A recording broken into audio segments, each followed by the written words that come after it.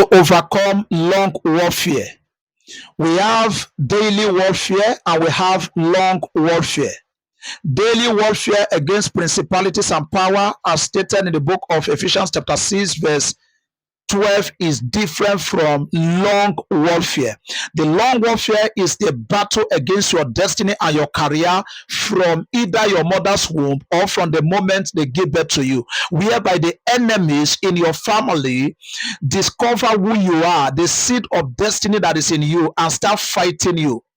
As a result of you being given battle, sometimes they can strike your mother or your father with debt or their businesses so that they will not be able to take care of you or train you, because they knew if you are taken care of and trained, you are going to be something danger to their kingdom. You are going to be a terror to them. So they make things difficult for your parents. Sometimes they kill your parent because they don't want you to amount to anything. They don't want you to be careful. This long battle have ended many people's life, have succeeded many people's destiny.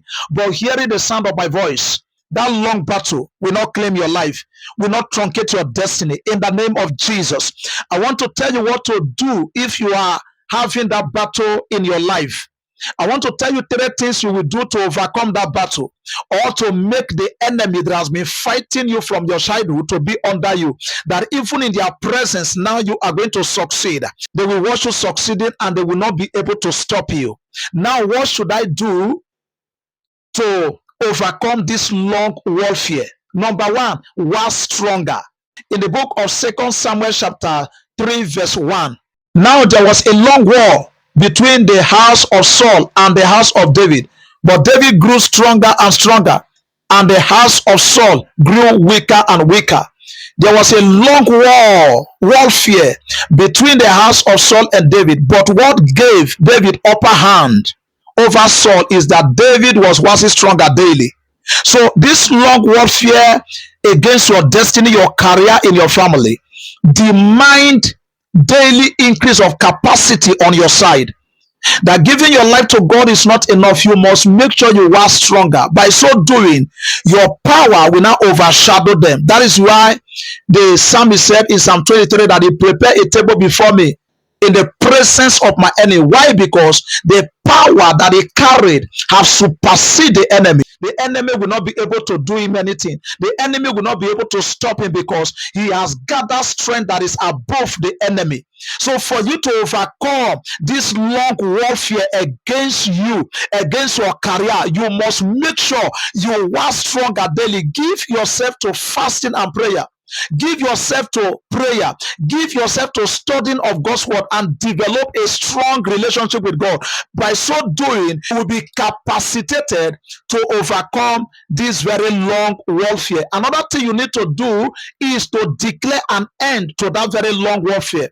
After gathering strength, after being capacitated, you cannot come up and declare an end to that warfare against your life. Don't forget that the Bible said in the book of Job, thou shalt decree a thing and it shall be established, and the light of God will shine upon your path. So you can now declare a thing that you see this war, this power, this enemy that is constantly fighting me in my dream, in my life daily. I declare an end to. In Psalm 7 verse 9 says, let the wickedness of the wicked come to an end. Beloved, you can declare an end to that very long war. If you notice any man or any woman in your family that is constantly fighting against you, that in your dream you see them attacking you from left and right, you can declare with your mouth. Don't forget that the Bible says death and life are in the power of the tongue. And the Bible also said that whatever we bind on earth shall be bound in heaven, and whatever we loose on earth shall be loose in heaven. You can bind them, you can chain them, you can arrest them with your tongue. Declare that, God, I don't want to see the existence of this very power in my life. I don't want to see the existence of this principality in my life. So that power you have noticed in your family, that agent, that monster, that principality you have been seeing in your father's house, in your mother's house, you can declare with the power of the Holy Spirit and enter their life, and God will honor it. The Bible said it got to a point whereby God said to David, I have given the life of Saul into your hand. Do to him whatever you are pleased with. You can have a relationship with God to a point whereby you can declare that I don't want to see this thing happening to me. I don't want to see the existence of this principality in my family, and it will be so. I was able to discover some forces, some monsters in my family that has been waging war against our parents, waging war against my parents. I declare an end to their existence, and God honor my word. I said if they did not repent, God should end their life, and God honor my words. And by God's special grace, some of them were arrested. So, beloved, you can declare with your mouth that you don't want to see certain power that are fighting you. Declare fasting through that decree, and you will see it coming to pass. Another thing you can do to also end this long war is by demonstrating love to them by giving them food. If you are privileged to be blessed by God, begin to feed those enemies in your house that has been fighting you for long, that has been waging war against you for long. The Bible declares in the book of Proverbs chapter 25 verse 21, if your enemy is hungry, give him bread to eat, and if he thirsty, give him water to drink. So the food you are giving to your enemy, the water you are giving them to drink, will serve as a fire upon them, that if they go against you in their kingdom, everything they are doing against you will not start backfiring. This is another way to end long war, long battle, long warfare against your spirit, against your destiny. So put this in action. In 2 Kings chapter 6, there is a story there.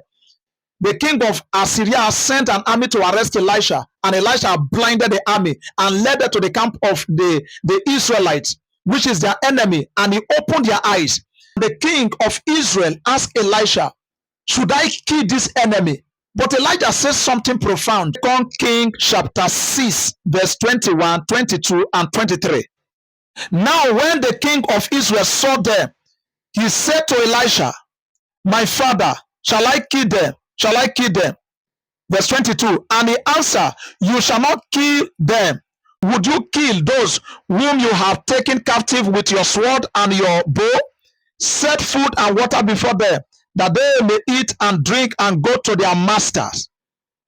Then he prepared a great feast for them, and after they ate and drank, he sent them away, and they went to their master. So the band of Syria and Reba came no more into the land of Israel.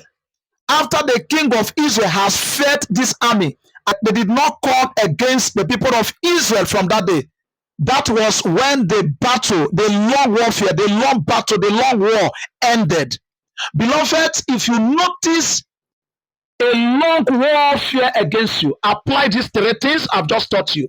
War stronger, declare an end to it, and demonstrate love as a weapon against them, and your life will not remain the same. Leave your comment below, like the video, and don't forget to subscribe to my YouTube channel for more. God bless you.